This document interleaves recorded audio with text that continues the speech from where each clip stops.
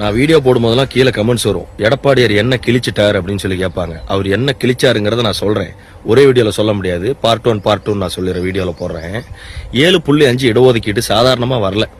அரசு பள்ளியில படிக்கக்கூடிய மாணவர்களுக்கு 7.5 இடஒதுக்கீடு, மருத்துவ இடஒதுக்கீடு கொடுத்தாரு.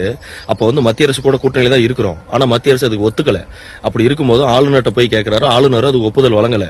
அதுக்கப்புறம் எடப்பாடியார் என்ன பண்றாரு, இவருடைய சட்ட ஆலோசனை குழுவை வச்சு ஆராய்ச்சி பண்ணும்போது இந்த அதிகாரம் மாநில அரசுக்கு இருக்குது, முதலமைச்சருக்கு இருக்குதுன்னு தெரிஞ்சதுக்கு அப்புறம் மத்திய அரசு கூட கூட்டணியில் இருந்தாலும் நீ கொடுத்தானா கொடுக்கலாம்ல, நான் என் மாணவர்களுக்கு கொடுப்பேன்னு சொல்லி அந்த இடஒதுக்கீட்டை கொடுத்தாரு.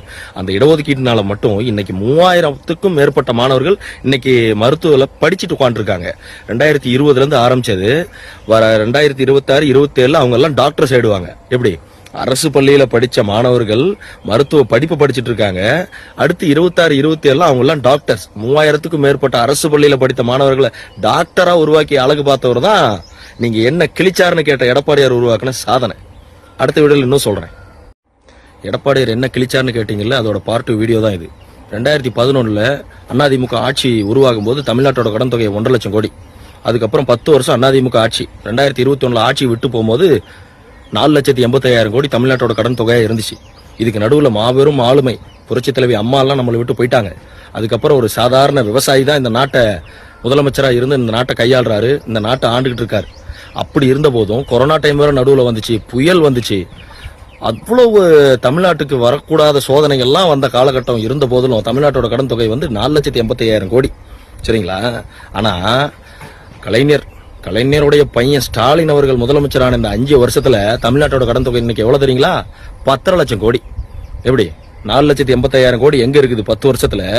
இவங்க 5 வருஷத்துல கிட்டத்தட்ட 10 இந்த ஆண்டு ஒரு 5 கிட்டத்தட்ட 6 லட்சம் கோடி கடன் வாங்கி வச்சிருக்காங்க. எப்படி அட்மினிஸ்ட்ரேட்டிவ் பவர் இவங்களுது? இதுதான் எடப்பாடியார் ஆளுமை. அம்மாவோட பிள்ளைங்கிறதுக்கு உதாரணம் இதுதான். எடப்பாடியார் என்ன கிழிச்சாருன்னு கேட்டீங்கல்ல, அதுக்கான 2வது உதாரணம் நான் இப்ப சொன்னது. 7.5 வீடியோ போட்ட உடனே ஒருத்தர் திமுக இவ்வளவு பெரிய சொம்ப தூக்கிட்டு வந்துட்டாரு. அதை மட்டும் தான் கிழிச்சாரு, வேற எதை கிழிச்சாரு அப்படின்னு சொல்லிட்டு. எடப்பாடியார் கிழிச்சது பார்ட் 3. தமிழகத்துல 2018 வருஷம் கஜா புயல் ஒன்று தமிழ்நாட்டை தாக்கிச்சு. டெல்டா மாவட்டத்தை முக்கியமா வேதாரண்யம், பட்டுக்கோட்டை, புதுக்கோட்டை, அப்புறம் மயிலாடுதுறை, நாகப்பட்டினம், மன்னார்குடி, இந்த போற மாவட்டங்கள் எல்லாம் அப்படியே சும்மா சூறையாடிட்டு போச்சு.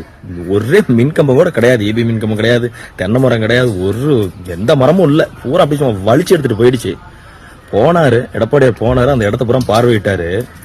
உடனே ஈபியில வேலை செய்யற அந்த கேங் மேன்ஸை பூரா வர சொல்லிட்டாரு. ஈபி சம்பந்தப்பட்ட அதிகாரிகளை பூரா வர சொல்லிட்டாரு.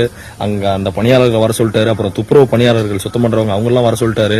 எல்லாரையும் 4 நாள் அங்கேயே இருக்க வச்சு, உங்களுக்கு என்ன வேணுமோ நான் பண்றேன், என்ன சாப்பாடு வேணும், என்ன சகல வசதி நான் பண்ணி தரேன், எனக்கு 4 நாள் அதை நீங்க சுத்தம் பண்ணி கொடுக்கணும், எனக்கு மக்களுக்கு அந்த கரண்ட்டை கொடுக்கணும்னு சொல்லி அந்த 4 நாள்ல டோட்டலா மக்களை இயல்பு நிலைக்கு கொண்டு வந்தவர் எடப்பாடியார். இன்னைக்கும் அந்த டெல்டா மாவட்ட மக்கள் அதை மறந்துருக்க மாட்டாங்க. இதுதான் எடப்பாடியார் கிழிச்சது 3வது.